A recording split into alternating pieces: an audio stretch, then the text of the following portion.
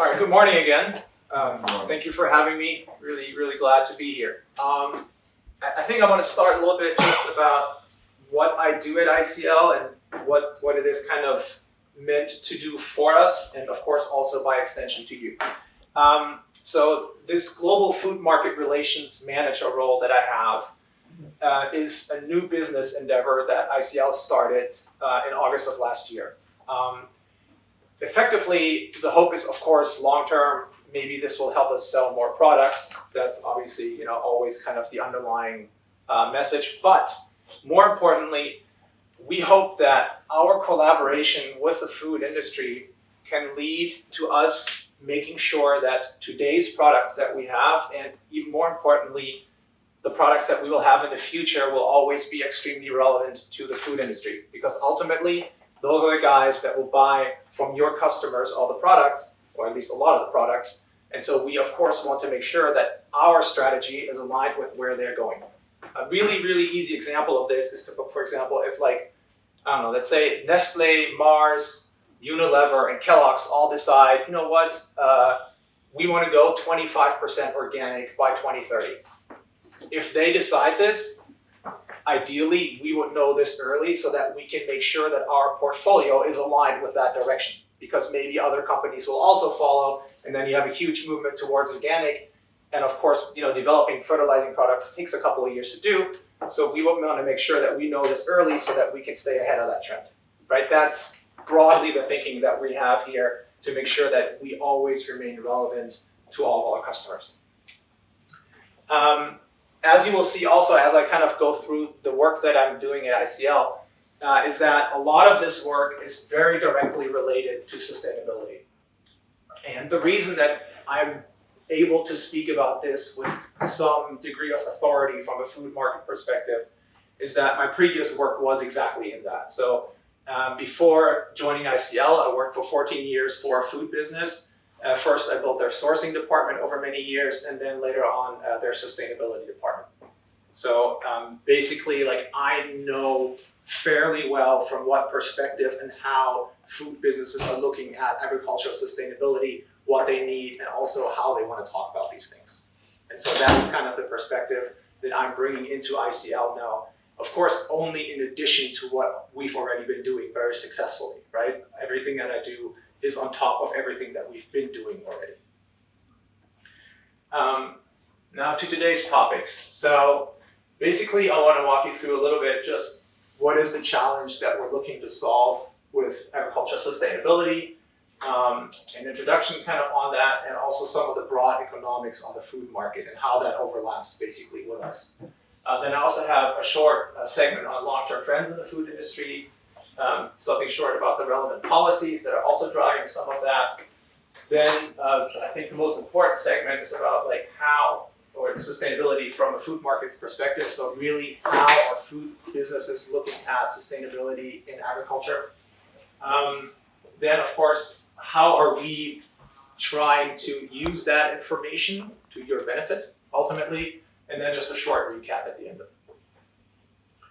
Now, to the challenge. So what is it ultimately on a very global scale that we're trying to solve as a part of this, being a part of the solution? And that's basically that the environmental impact of food production is really significant. Greenhouse gases, 26%, eutrophication really high, biodiversity and biodiversity loss, also freshwater withdrawals. Agriculture is associated with a lot of the environmental challenges that we're facing as kind of humans today. And so this is ultimately what the food business are looking to change, because they definitely have to if they want to continue, using their products and selling their products as they have. And of course, we as ICL, to stay relevant within this, also want to be a part of solving this. So now, just when I say food businesses, I just wanted to do a brief segment on who does that mean, or how do we look at these? And you will see that these businesses are not all really the same, but for our intents and purposes, for our strategy, we can kind of sum them up as one group. So first, there's the food brands, so your Marses, Kellogg's, Unilevers of the world. There's also large corporations corporations that basically will also have branded products sometimes. So these cooperatives, like Land O'Lakes in the United States, Arla, for example, is a big Danish brand. They're farmer cooperatives, but they've grown so big that they also have brands that consumers will know. Then there's also the food service businesses, so your McDonald's, Burger Kings of the world. And then lastly, the retailers. Now, of course, the retailers sit at a different stage of the supply chain. And for example, your Mars's or Kellogg's would argue they're not at all like the retailers are. But for our intents and purposes, we look at this as like, who buys products from the farmers? And all of these guys do directly buy these products. And so that's why we think of them more or less in the same terms. And then ultimately, of course, also when looking at this from a consumer perspective, if you ask a consumer about what's a food brand in the street, these are probably some of the brands that they would come up with. So just on that. A little bit of an overview, just briefly, on the global food market, because I think most of the time we will talk about agriculture as a food market, but if you really look at this more of like branded food product sales, just wanted to give a perspective briefly on like how big this is. So currently $9 trillion US in turnover. This is also packaged food sales, and this is really relevant because these are probably the most profitable food sales. Was around almost $2 trillion in 2020. It's probably at $2 trillion now, and it's supposed to grow to about $3.5 almost trillion by 2030. Also, just to show how big the concentration of like the top food businesses is, just the 25 top food businesses in the world generated $1.5 trillion of turnover in 2021. So these guys move a lot of mass. Also, of course, we are in Europe, so looking at this a little bit more locally, the European food market, excluding agriculture, is valued at about 3 trillion euros right now. 1.2 trillion of that is packaged food sales. There's almost 300,000 food and drink companies in Europe, so there's also lots of small businesses that are really, really like relevant economic part of Europe. Over 800,000 food retail outlets. And again, a really high concentration of turnover also at the top. So the really big businesses really move a lot of that mass overall. So that just a little bit briefly on the economics. Talking about a little bit about ICL, and especially my role, we're focusing our strategy for food market relations predominantly on the US and Europe. And this slide is meant to explain that because basically packaged food sales are really where most of the profit in the food industry will lie. And since we, of course, want to try to align with food companies that are profitable enough to actually be able to have the money to engage with us in projects, working with the companies that are the most profitable, so packaged food sales is really where basically the meat is at for us. And so that's why, at least initially, our strategy will focus on Europe and the US. And of course, Greece would be, with Greece being part of Europe, obviously, right here. So, a couple of long-term trends of the food industry that I wanted to mention also, because this also plays into kind of what we're looking at to see how can we stay relevant for all of us. And basically, there's 10 of them that are really kind of long-term. So when I say long-term, I'm saying 5 to 10 year horizon or so. Not immediately, but a little bit. And then basically within that, there's 2 themes that we've identified. So the first is a hedonistic theme. So these will be things like transparency and food labeling is really important, convenience and on-demand, culinary diversion and culinary diversity and fusion, personalized nutrition is very relevant, and health and wellness. And basically all of these are really guided at like, how can I get food easier? How can it make me healthier, hopefully? And how can it taste better? Right? That's really kind of, it's all about what's in it for me, more or less. The other side is really more around necessities. So this being plant-based and alternative proteins. As you're all aware, I mentioned earlier, right, the environmental challenges that we're facing, a lot of that, for example, is related to meat production. And so now we, of course, have to look at how can proteins be produced in other ways. So that's why these are really out there. Food waste reduction, another really big topic. I know the statistics vary, but I think around 1/3 of all food is being thrown away right now. Obviously, that's terribly inefficient. And so finding ways how we can address that at various stages of the supply chain is, of course, a really big topic for the food industry, and also for solving the environmental challenges that we're facing. Now, global food security and prices, I think that's been one of the biggest topics of the last couple of years around like food prices, inflation just having been really, really high. Luckily, it's come down a little bit, but still, obviously, this will continue to be a really big topic, especially at the same time, world population continues to grow significantly. And so obviously, usually that's happening kind of at the lower economic end. And so of course we have to make sure that there's basically enough food for everybody to go around. Then there's also a really big long-term trend on food tech and digitalization.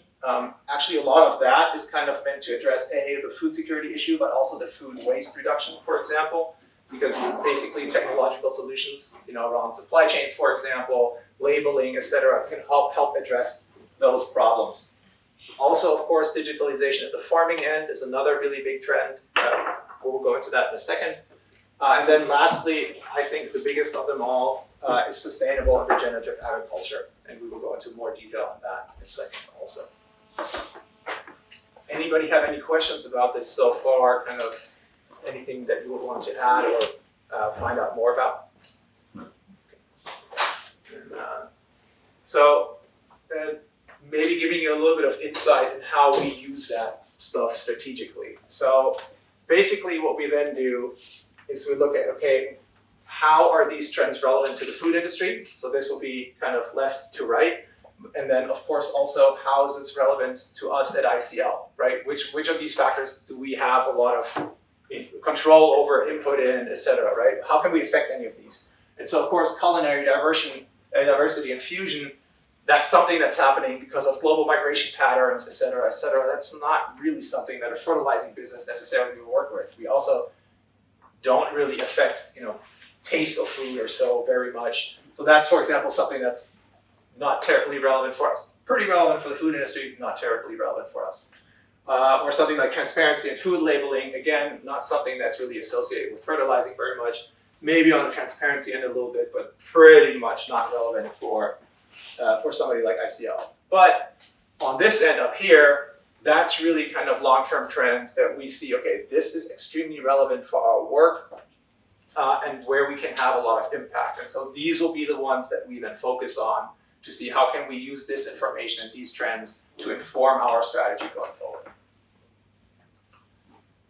And so a little bit of more detail on those 4 long-term trends. So of course, around food security, these are things how basically farming will have to evolve. So this will be vertical farming, hydroponics, precision farming, expanding on that a little bit. And overall, basically just increasing food production in any which way possible. And of course, that also means we have to make sure that the products that we offer are aligned with those technologies going forward. Then, and I mentioned this already, basically replacing protein from animals in other ways. So this can be either plant-based meat substitutes or other alternative protein sources like soy, for example. And of course, the work that we would do there will be, for example, looking at ways and doing a lot of research around how can fertilization be a part of increasing protein content, for example, in plants, right? Like, can we fertilize soy in a way that increases the soy's protein content because that will make that soy most likely better for alternative meat products, for example. And these are the things that we're really looking at. Obviously, this is pretty high-end and high level, but these are really trends that we try to identify and then use for our product development. Can I interrupt you? Yeah, can you share with us some more information about the alternative proteins that the ICL group has a special department on this? Yes. To be honest, it's not something that I've worked with in detail. Oh, okay, just overview. But as you're aware, Israel, very small country, limited resources, and so one of the things the Israeli government is looking at is how can they become more protein independent? because a lot of the protein that they have today is imported. And so ICL has a specialty development part of our food division. So we have basically industrial products, we have a food division, and we have the agriculture division that I'm a part of. And in our food division, we do a lot of research around meat substitutes and how that can be done, because that's one of the ways how Israel as a state really wants to gain more protein independence. And of course, those products will not just stay in Israel. We're looking to market those globally eventually. Can I share also one? I recently had a discussion with a colleague. In supermarkets in Greece, you can still find, already can find plant origin gyros. One of our colleagues was participating in this project. That's why it's now much more tasteful and closer to the real gyros. And now they are working on fish, how to which is really much more challenging than gyros. This is what they told me. Yeah. So you want to stay basically, like when you develop these products, you want to start with something that's like ideally spicy and or fried or so, because that gives you a little bit more leeway on the taste. Like we had a soccer event in the summer in Germany with like all of ICL's employees, and they served the chicken nuggets that are also vegan from meat substitutes there. Those were actually pretty good because if you fry it around, etc., then like you can get a really, really close taste profile. Honestly, you can't notice it really. So they can come up with some really, really nice products there. And then of course another big trend is food tech and digitalization. So on the farming end, this can be robotics, automation, machine learning also, and basically anything that will allow you to streamline processes. I'm not sure if you're aware of this, but ICL also has a subsidiary business called Agmatics that work with AI technology in Israel.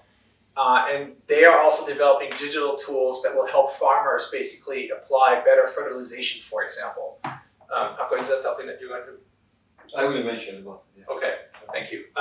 So there's also these types of technologies, of course, that will become really, really relevant for farming, giving real-time weather information in there, and really helping farmers basically apply fertilization in a more efficient and better way.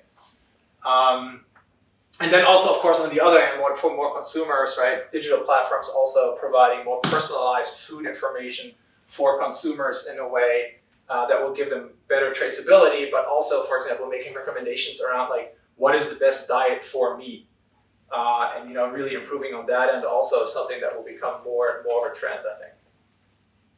And then lastly, and this is really, I think, the biggest thing that has to happen. Is more emphasis on sustainable and regenerative farming. Really minimizing environmental impacts of farming, promoting soil health. That's something that's also very dear to ICL. Reducing chemical inputs. All of those factors, basically, again, to solve that challenge that I started with, will become extremely relevant. So this is basically what the long-term trends are for the next 5 to 10 years in farming globally. Now to the policy end. This is going to be a fairly short segment, but I thought it's also relevant to look at because, of course, policies do affect the food businesses, which again will affect our strategy as well. And as you will see, this is also where a lot of the money will come from to make those changes towards more sustainable ag.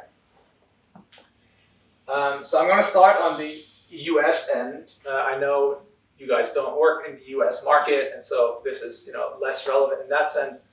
But what I would say is that, of course, a lot of the big food companies do come from the U.S., and whatever happens politically there will affect how they interact with the global food market anyway. Because again, you will see a lot of the money will come from there. Not only this, the biostimulant sector started in the U.S. and is coming in our, let's say, markets.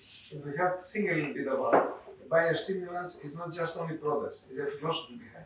That's right. So the first one is the Farm Bill. The Farm Bill is actually something like a really old policy piece from the US that they came up with in the 1930s as part of the New Deal back then. That was basically how like the farming economy in the US was just almost destroyed. They needed a lot of help. So as part of the New Deal, they came up with a farm bill to basically help support them financially.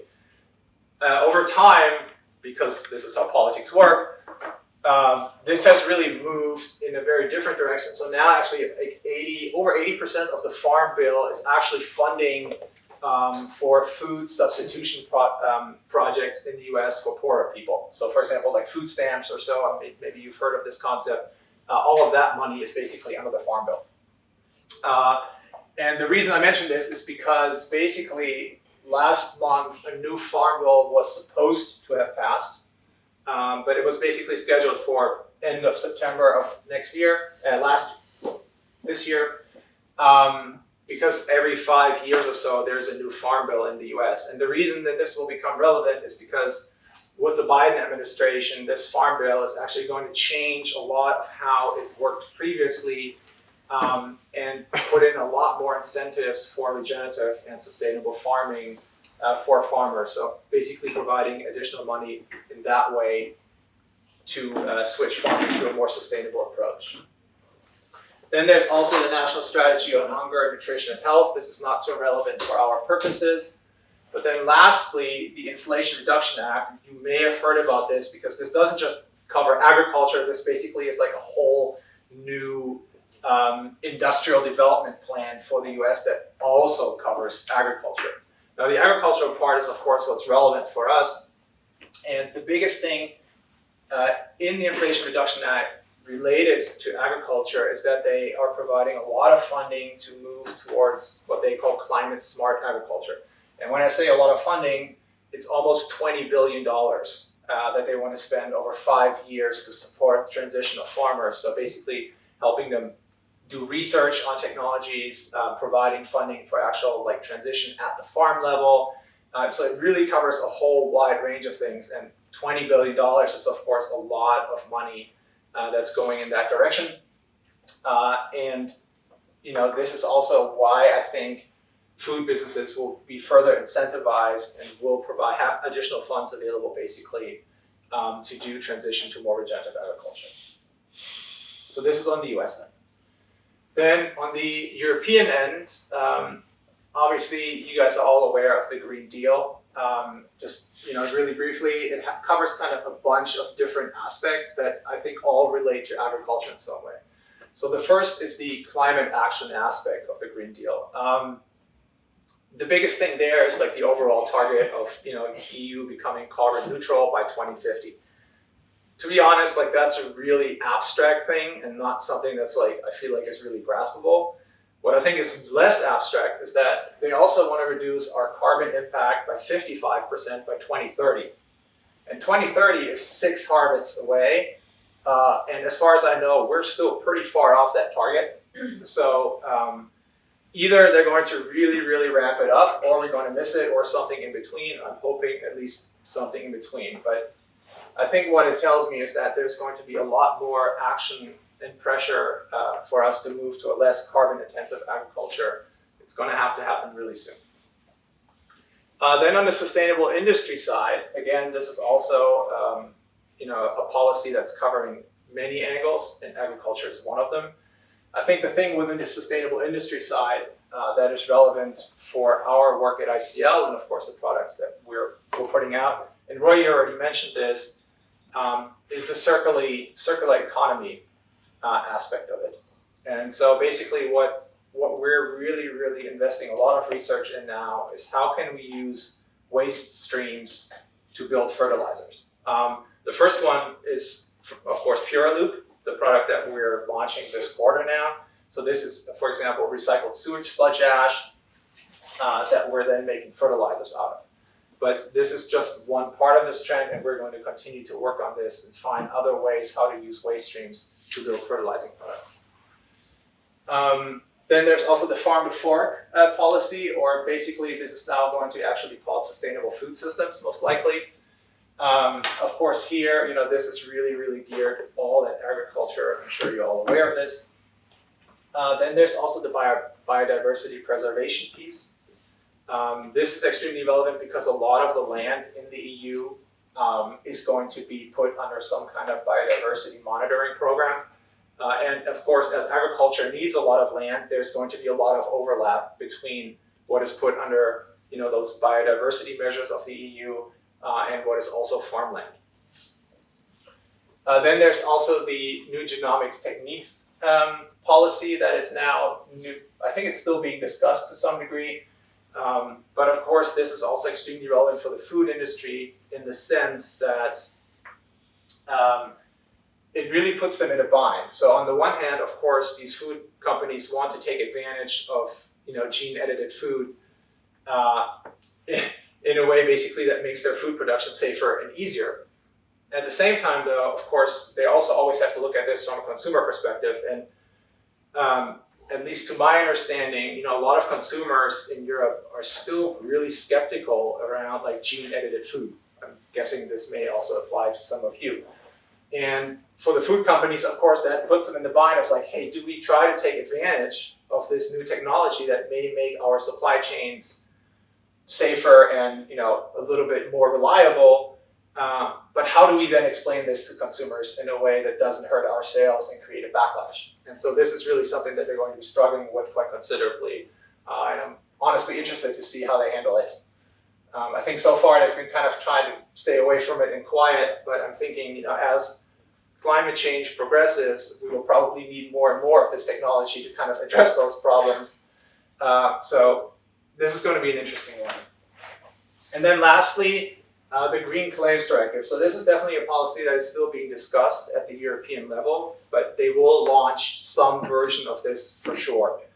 And the reason this is really, really relevant is because basically the idea is that companies will not be able to make claims around how sustainable they are, how much regenerative produce they grow, or how carbon neutral their products are, or how recyclable something is, unless they can really prove it in a scientific way.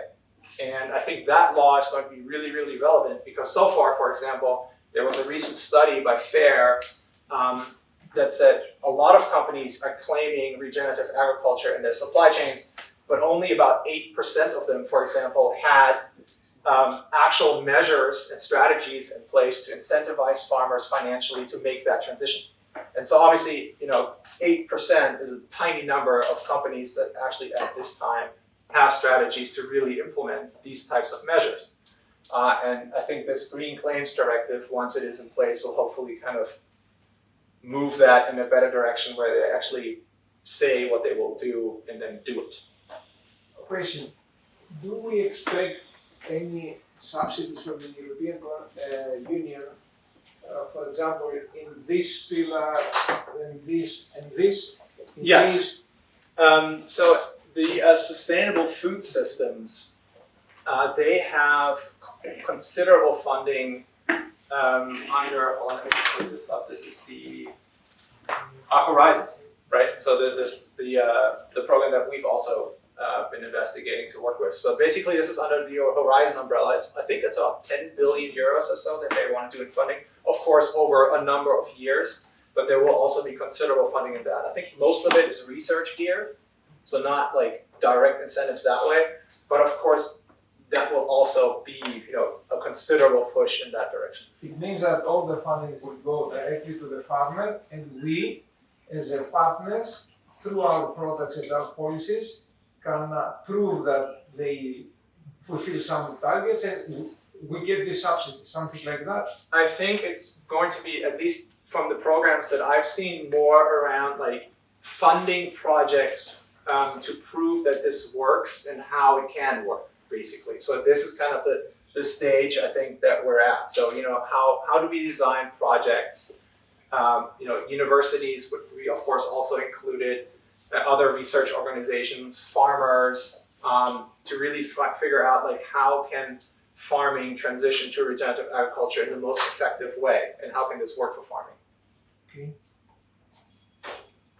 Malcolm, you want to add something to that? Well, I think it's by valuing those and proving those that the supply chain or the food chain will value and will incentivize certain practices, strategies in farmers, the use of the overall carbon footprinting, which is the last calculation that you do.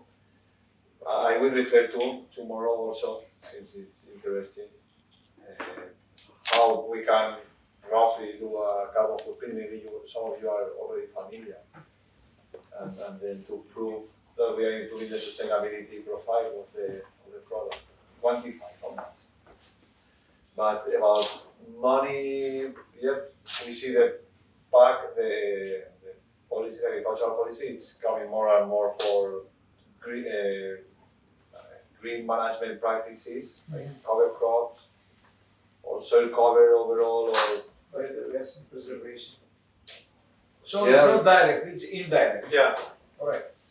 I mean, also what you have to consider is like, for example, sustainable industry, climate action, farm to fork, biodiversity preservation, like, of course, all of these policies overlap really considerably, right? Maybe like, but it would have been a really big Venn diagram, so that's why I put it like this. But of course, there's a lot of overlap between like what they cover and how they hopefully positively you will kind of reinforce each other as well. Good. All right. So much for the policies. Now really to kind of the meat. So sustainability and how it's influencing the food companies' strategies. Now, as any food business would, I'm also going to start at the consumer end because food companies really, those are their customers, and so that's who they always look at, and that's basically the starting point for any strategy that a food business will come up with. So at the very broadest level, 79% of consumers say that companies should protect the environment. Of course, that's a really broad statement that's pretty easy to say yes to. If like somebody asked you in a survey, it's like, do you think they should? Yeah. So it's not so meaningful, but as a starting point already, I mean, I don't think that there's 79% of people that would agree on a whole lot of things these days. So that is still pretty significant in that sense. Also, 53% of consumers are still concerned about paying a green premium, so overpaying for green products. But that's also down from 70% in 2011. So even on the more skeptical end, you can see that there's definitely a trend to like more people thinking products should be more environmentally friendly. This is global. The percent. These numbers are actually US numbers, but I'm pretty sure you could translate those fairly well to Europe as well. And then also, this is definitely US based, so about 1/3 of the US consumers consider the environment when purchasing products most or all of the time. So these are really folks that like, I mean, it's only 1/3, but they, at every purchase they do, think about these factors as well. And obviously that makes it a really, really important factor. Now to the more important part. Are they actually willing to pay for it? Because that's always something that people are like, yeah, they want it, but do they pay for it in some way? So McKinsey and Nielsen is a consumer insights company. I don't know if, okay, I see some nodding, good. All right. And so they did a study together to look at this in a little bit more detail.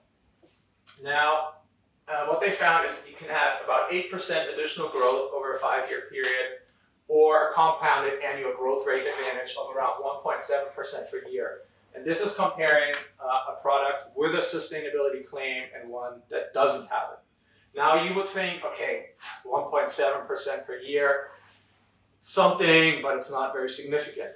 But the way you have to look at this is that like most of those consumer packaged goods products, for example, let's think of like a cereal from Kellogg's or so. Those markets are really saturated in the West, right? Like the overall number of cereals being bought doesn't vary very much.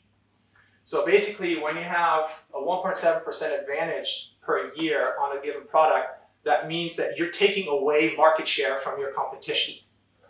And that's extremely important to those food businesses. So because the overall number of products being bought basically remains the same, so any growth that happens probably at the expense of your competition. or trading up. Potentially that also, which is also great because that means more profit. And then we had the inflation in the last 2 years, and the 1.7% became like double-digit the growth. In some cases, yeah. This study is actually really recent. Like it's from earlier this year, so it's like pretty recent data.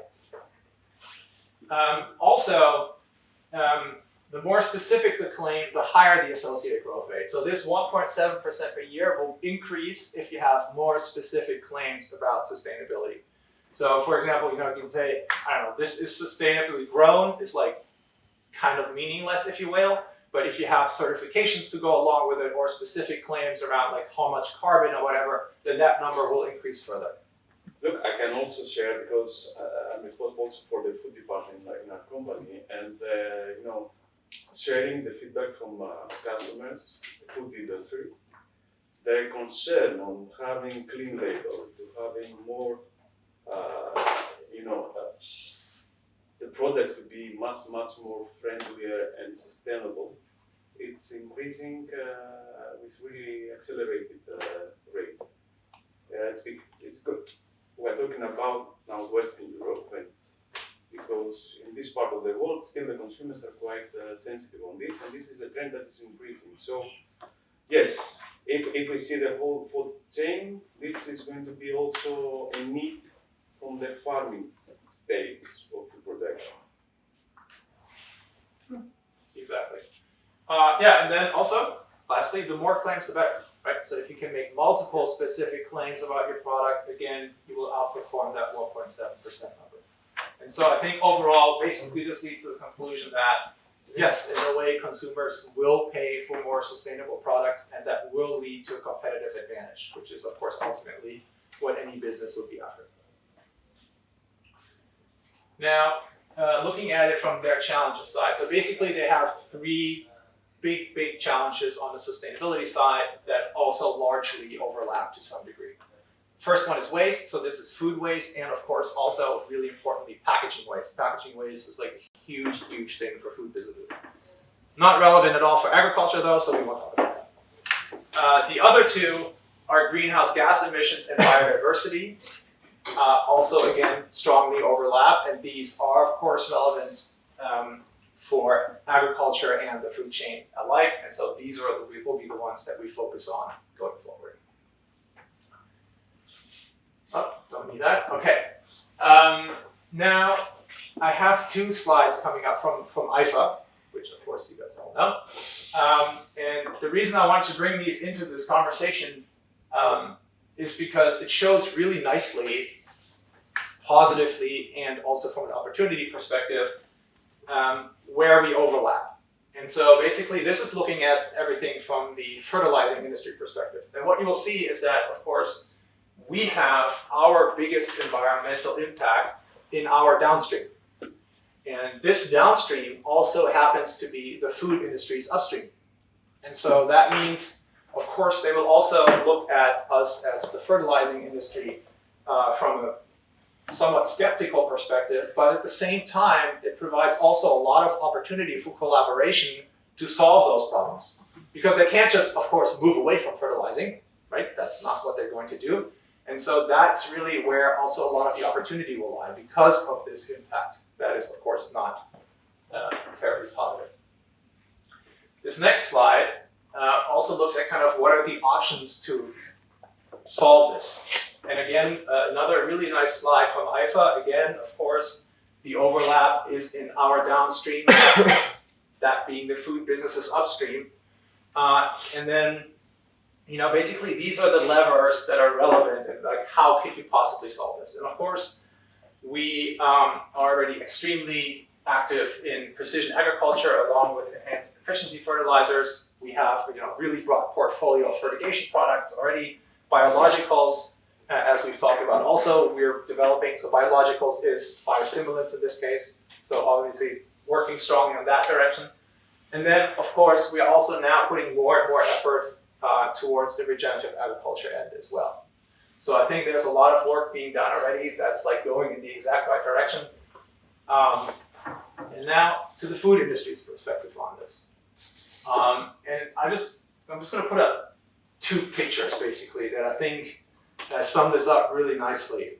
Anybody want to take a guess of these two pictures? So this one on the left is kind of meant to show precision agriculture, whereas the one on the right was like a Google image I got for regenerative agriculture. Anybody want to take a guess which ones of these options will be the preferred method by the food industry to focus on? Both. Almost. The second. Why the second? Yeah, so I think in their communication externally, they will be focusing on this. Yes. Why? Have you tried explaining variable rate application to a consumer? Really difficult to put a nice story about that on your Instagram, right? So this one on the right though, you put up a nice picture, it looks natural, it looks like something like, oh my God, it looks like I want a vacation there, right? So that's what they're focusing on. And so that's, I think, one of the reasons why also the food industry is pushing so hard for regenerative agriculture. Because, again, they always look at this from a consumer perspective. And so the thing on the right, A, is one way how they think they can solve the environmental challenges of agriculture, but B, it gives them a nice way to talk about this to consumers about how we're doing this. And so that's why they're going in that direction. Obviously, they won't say this, but I can tell you from experience, that's why. Another part of this narrative about regenerative agriculture and what kind of, they hope that this can do and how also they were positioning it with consumers. So what I'm putting here is actually quite interesting. Qantas, I'm guessing probably none of you will be familiar with, they're a big consulting business that help food companies and other businesses also evaluate their carbon intensity and also set strategies about how to change this. And they do consulting for, I'm guessing, a large share of the biggest food companies in the world. So what they say is really relevant to those businesses because all those businesses will follow what Qantas says. And so I got this slide from Qantas from a presentation, and I think this sums up really nicely about like how they're basically selling that narrative. So the part one is we implement regenerative agriculture, and then part two is like, here is the pathway of regeneration that we're looking to fulfill basically to solve these environmental challenges that we talked about before. Do I think this is realistic? Absolutely not. But this is the narrative that they're putting forth, and I think they're going to try to stick with it as much as they can. And then also, I think, and this will be actually particularly relevant for us, and this is also a really recent development. So in September, SAI, so the SAI platform, put out this framework. And this framework now, for the first time, is defining regenerative agriculture in fairly concrete terms. So one of the big criticisms about we're doing regenerative agriculture was always, well, what does that even mean? There is no real definition of what that means, right? So for organic agriculture, for example, you could say I'm organic, and there's like a European legislative process that says this is organic and this isn't. What is SAI? SAI, what stands for? So they're a platform of basically a large group of stakeholders that work together around sustainable agriculture. So it's SAI short for Sustainable Agriculture Initiative. And it's a global platform, pretty big. I think they're based in Switzerland. And so here, for example, most of the largest well-known food businesses got together to build this initial definition of what is regenerative agriculture to us. So this is like Mars, Kellogg's, Unilever, Nestle, really all the big players that pretty much everybody will know. And I think this should become, going forward, also like a really relevant term of reference for regenerative agriculture. Because if these guys agree on that, then that's basically what farmers will probably be looking to implement at some point. I'm guessing also that this kind of general, easy definition, it's a fairly short document, is only the first of many steps that I'm guessing will probably eventually lead to some kind of certification process or so. I'm guessing that's ultimately what they're after, because SAI has also certification as part of their overall scope, and they have some certification. So I'm guessing that's the direction they're taking. That's not in the document. That's just my interpretation of what that will probably mean. So in the future, this is a pretty good term of reference to use. Also though, and I think this is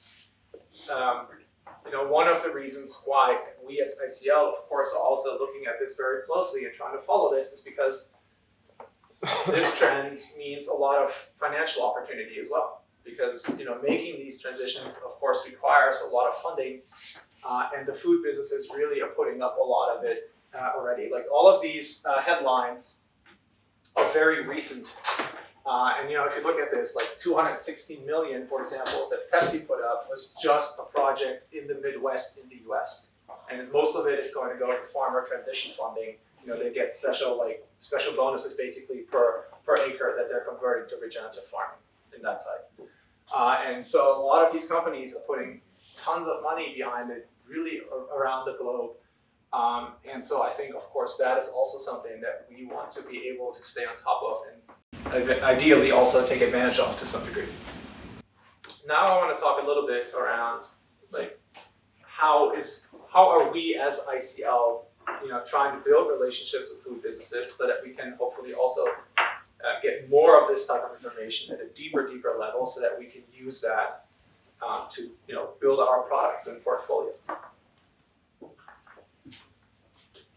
So at the easiest, most visual level, I always use this to kind of explain to people what do you do and why. And so obviously this is the way that usually the food supply chain kind of works, going from left to right. And of course, we are always kind of pushing product through. But now, on top of that, basically what we're trying to do is talk to food processors and talk to retailers to create more awareness about how can our products have positive impacts in your supply chains. Of course, to one degree, yes, we hope that this eventually will create more demand for our products. But more immediately, what we actually are after is to build these partnerships in a way that we get more information around where are these companies going strategically so that we can use that to inform our strategy. So these partnerships are not really something that is economically based in that sense, but it's really more around getting information, building partnerships, and of course also moving agriculture in a positive direction.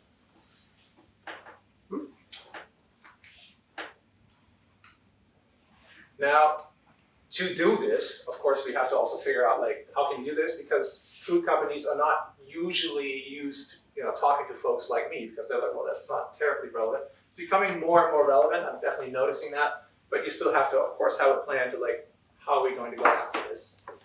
And so there's 3 pillars to that. So first, sustainability. That's why I keep talking about this.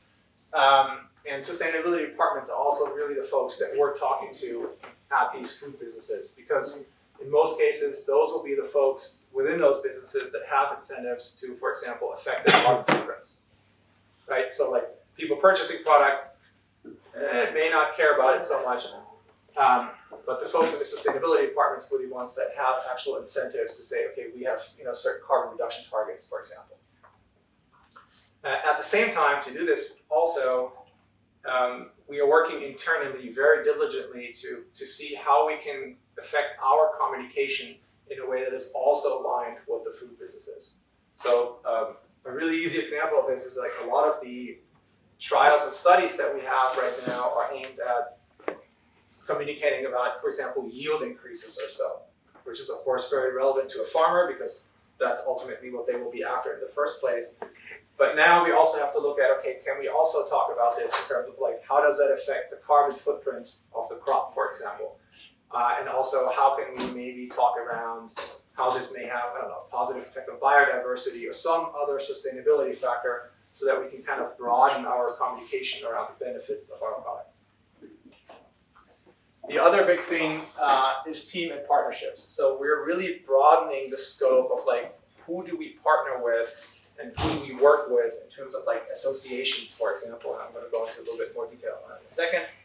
And then also, having folks like Paco, Angelo, and really kind of bring the whole team of ICL and our expertise to this process and to these customers to bring them also our expertise, because they're not going to be ever interested in just products alone, but if we can bring them expertise and really that partnership, that also helps us, of course, inform on a broader basis. And then lastly, and most importantly to you, of course, this also means developing our portfolio further and continuing that process at a very accelerated pace. And so, we really want to continue to be leaders on innovative and sustainable fertilizing solutions, and then also, continue to find the best ways to apply them for our partners at the farm. Sorry, George, just got a project here in our neighbor in Albania. The wholesalers of the vegetables working together with the local distributors of fertilizers and with us as supplier of fertilizer. We have a program to organize trainings to the farmers, certify that the farmers participated and followed the recommendation to the direction on sustainability and all this stuff. And at the end, the farmer will be preferable for the supermarket to buy his tomatoes, his cucumbers, and also have a higher price. Can I also talk about our other project here? Yes. Okay, so Yes, sure. we have a recent project here in Greece that I wanted to kind of use as an example of like how this actually works and how it's implemented. Because so far I've been talking about this fairly abstractly, but to give you an example of like what this actually looks like. So we have a brewery partner here in Greece that grows barley. And they are looking to basically decrease the carbon footprint of that barley that they're growing because that has the biggest impact on the CO2 footprint agriculturally on the beer overall. Now their target is we want to reduce carbon footprint. So this is basically sustainability, right? And the folks that we're working with there are looking at sustainability in agriculture. Then we have also now found a way and a partner that is able to certify carbon credits. Now the reason this is relevant is because in order to get the carbon reduction that we want, we need to employ one of our innovative products. So in this case, for example, CRF is basically the vector to do the carbon reduction. And then, of course, this is but in a way, this is a premium price product that bears some disadvantage also for the farmer that we want to take away. So to really build kind of a triple win situation, we are now bringing the carbon certifications in there to get an additional income stream for the farmer. So this way, the customer of ours or the partner of ours, the brewery, gets the carbon reduction that they're after. The farmer will get an increased income stream, so from the carbon credits that they're generating for by the nitrogen reduction that the CRF will allow. And then, of course, we have basically now increased the market opportunity for CRF within barley. So that's really how you bring all of those elements together with different partnerships, sustainability, and the innovative portfolio to create kind of the market advantage. So that's kind of the idea. And more of that is really where we aim to go. Aaron? In Cyprus, Yes. there is a project going on now with big, let's say, farming associations, both animal farming and agro farming, where they determine what is the current status of their footprint, and they give them incentives if they reduce this level, which is currently now. So I think this is perfectly relevant. Yes. What you're saying to this project, and I would be really looking forward to passing it over. Yes. Love that. Yep. Great.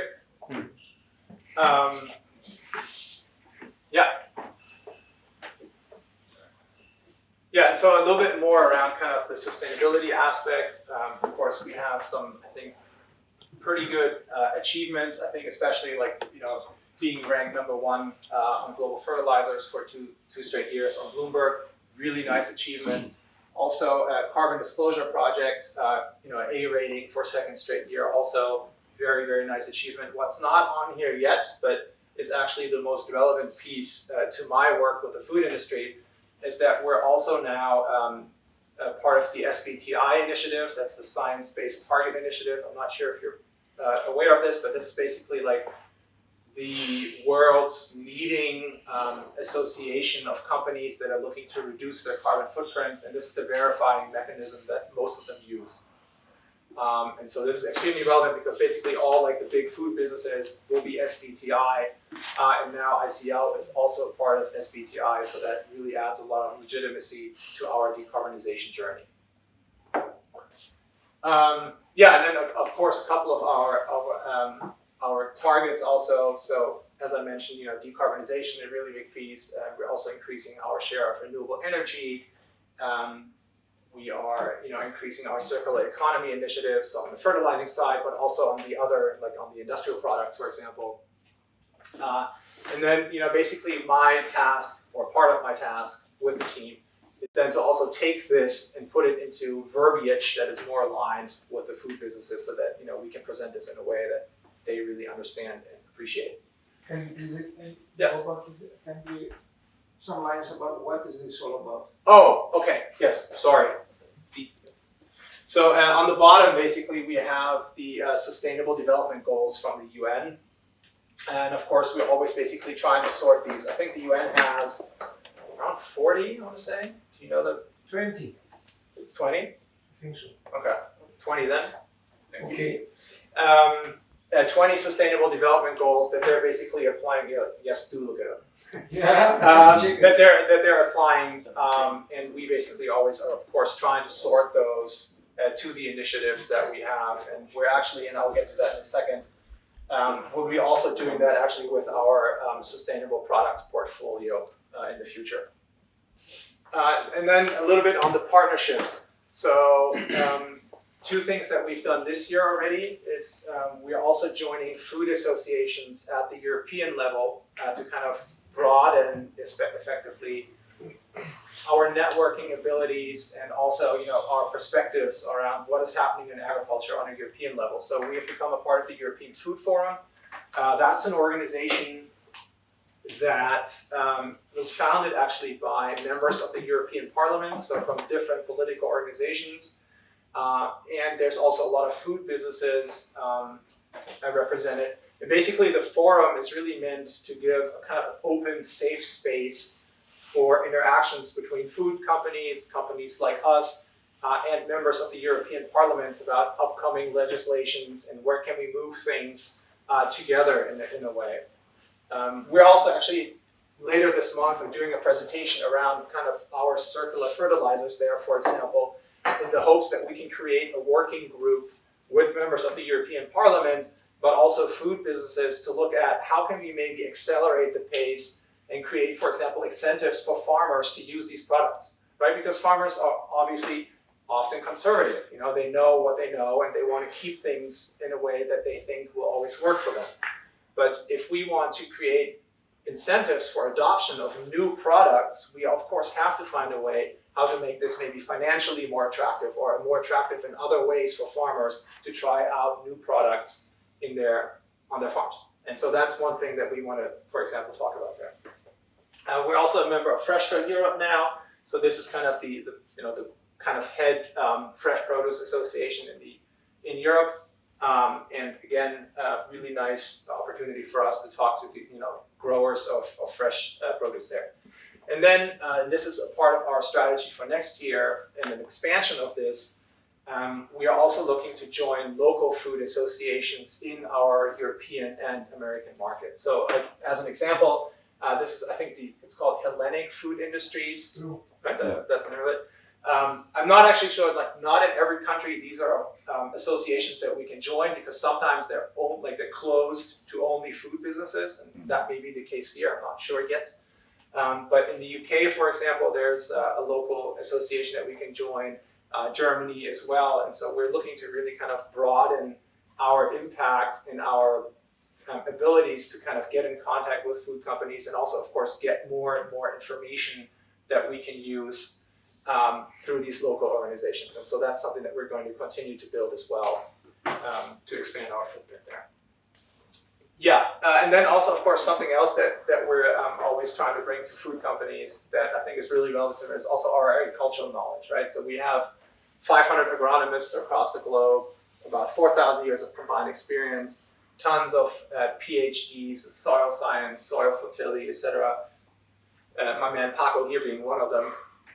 And of course also specialists in all major global crops. And so that's also something that, along with basically our portfolio of innovative products, we also want to bring them expertise, because just the products in themselves is a fairly unattractive proposition for that stakeholder group.